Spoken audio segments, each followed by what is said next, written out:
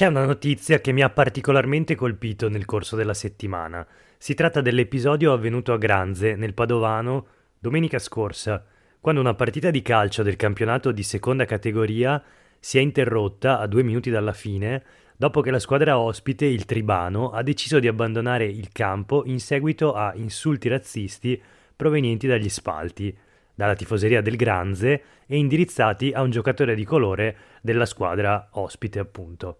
La scelta del Tribano è costata alla squadra una sconfitta a tavolino per 3-0.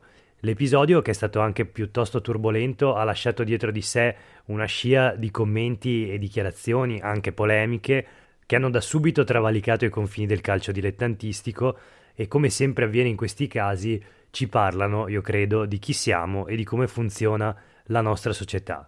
Lo speciale di oggi, sabato 20 novembre 2021, è dedicato proprio a una riflessione su quanto è successo nello stadio del Granze e su tutto ciò che è stato detto dopo.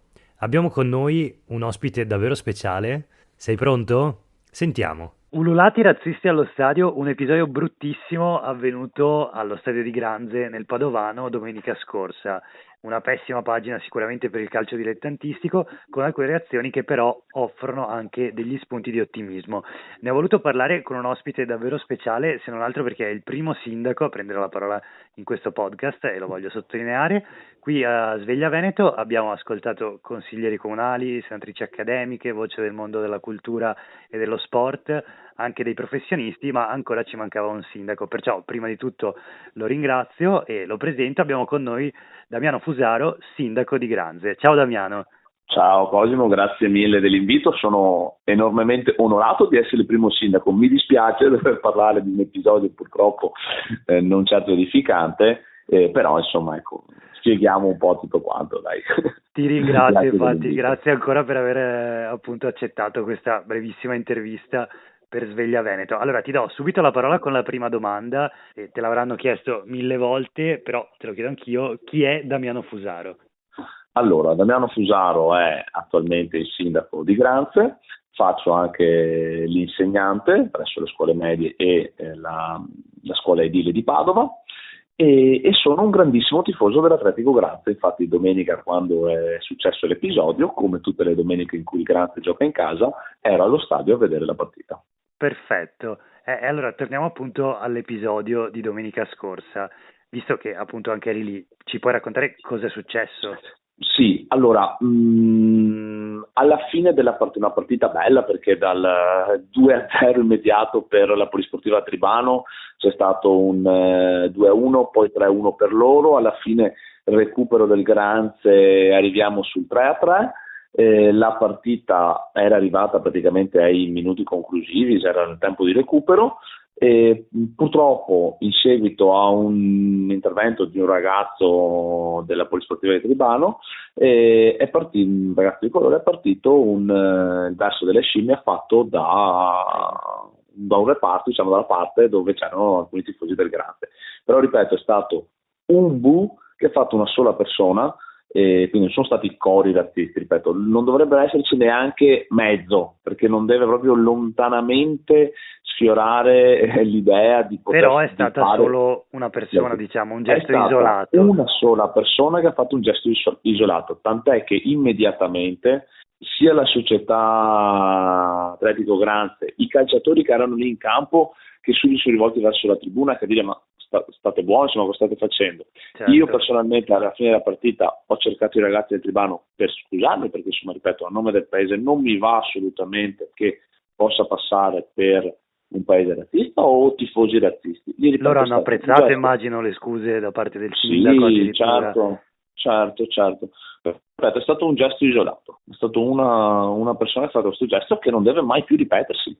Certo, beh, infatti, diciamo, questo concetto l'abbiamo visto e sentito espresso più volte durante i giorni scorsi. Per fortuna, dico io, ci sono stati una serie di interventi in solidarietà sia al giocatore insultato, che peraltro ha rilasciato una bella intervista, secondo me, raccontando la sua storia a un quotidiano locale, mi pare il Gazzettino.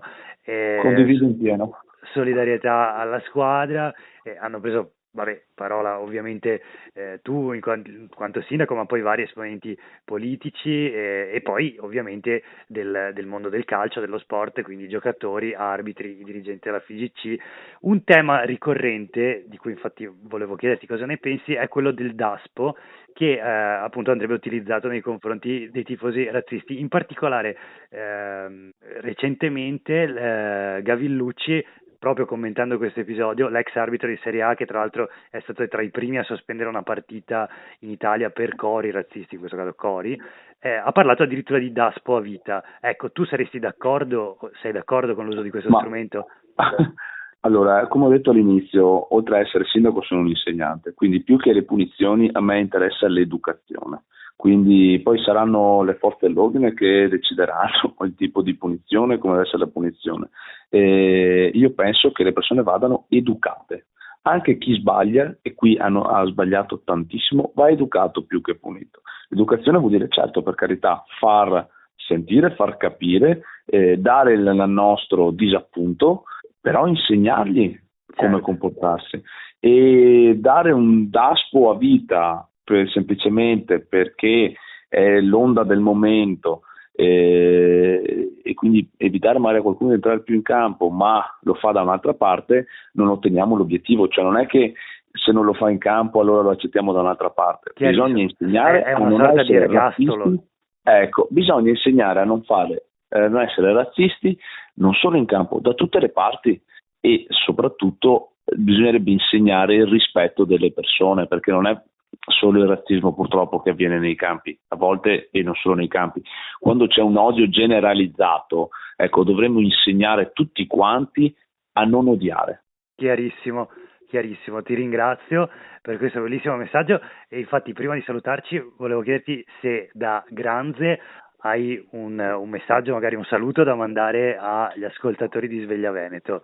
Allora, più che un saluto, diciamo è un augurio. Io mi auguro che sempre, non solo nel campo sportivo, ma anche nella politica, insomma in tutti i lavori, la gente sostenga qualcuno tifando a favore e non tifando contro.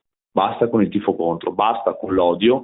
Cerchiamo di superarci negli aspetti positivi e non nelle negatività. Ti ringrazio tantissimo. Grazie Damiano allora e buon fine settimana. Altrettanto.